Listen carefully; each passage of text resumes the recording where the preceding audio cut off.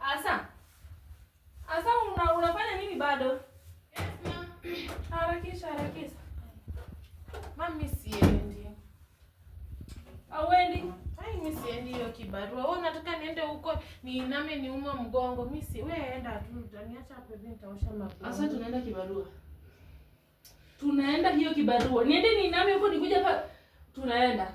Na sasa na wewe uende utafutie wa mama wengine kama wewe. Sasa mimi unanipeleka huko hivyo na nitapata tu so mbili. Si wacha hata niingie online na ring lights nipate madollars na wazungu. Hebu rudie kitu ambacho unasema.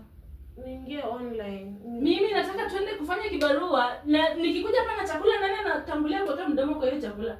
Lakini sasa mimi siwezi enda huko nje. Vinyo na hivi smart alafu tu anione nikifanya hizo mabiama. Okay, sasa hii ndio umeona umekuwa mkubwa, umeona umefika stage ya unaona ukisimama na mimi kichwa chako ni kubwa inafika hapa juu. Unaniambia uende kufanya kibarua. Sasa ndio maana unaenda ukaka hizi nails. Hizi vitu umewekea nani ndio usifanye amuka. Ai mami. Sasa chumani tuende kibarua.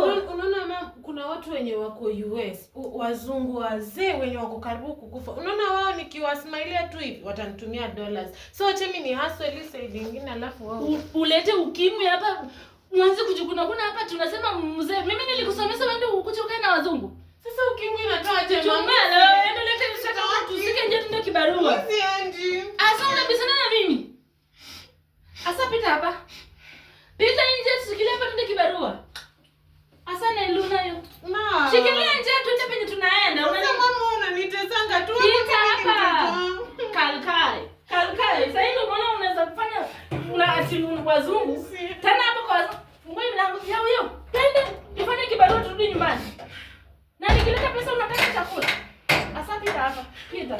Pita. Na nipigia kelele unaniambia wazungu. Wazungu mara unaniambia hapa wazungu. Mbona koko?